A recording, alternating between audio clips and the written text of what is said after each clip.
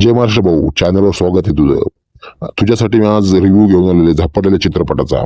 1993च्या काळात आलेला चित्रपट, एकदम तुफान चालला, लय गाजला होता. झपाटलेला म्हणजे तात्या विंचू, आणि तात्या विंचू म्हणजे झपाटलेला. याच्या तात्या विंचूनं महेश कोठारे आणि लक्ष्मीकांत बेर्डेला पण ओव्हरशॅडो केलं होतं. इतकी जबरदस्त त्यांचं ऍक्टिंग होती.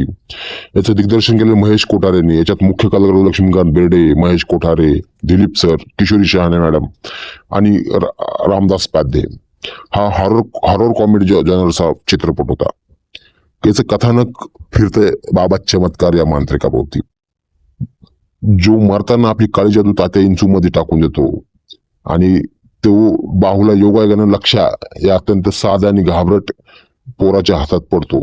तात्या विंचूला पुन्हा माणूस बनण्यासाठी लक्षाच्या शरीराचा ताबा घ्यायचा असतो. त्यानंतर लक्षाचे उडणारे ताळंबर, त्याचा मित्र इन्स्पेक्टर महेश जाधव याने तात्या इंचूला लावलं शोध.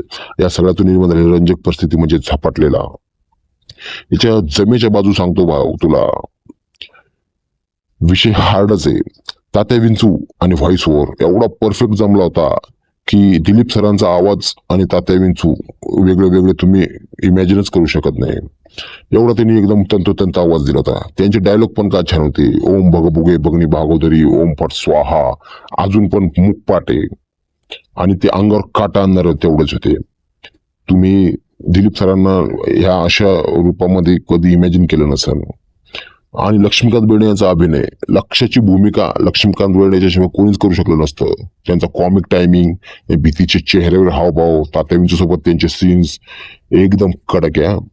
दिग्दर्शन पण खूप छान आहे, आणि तांत्रिक बाजूची ते आपण याच्यात बाब घेतलीच पाहिजे. कारण 1993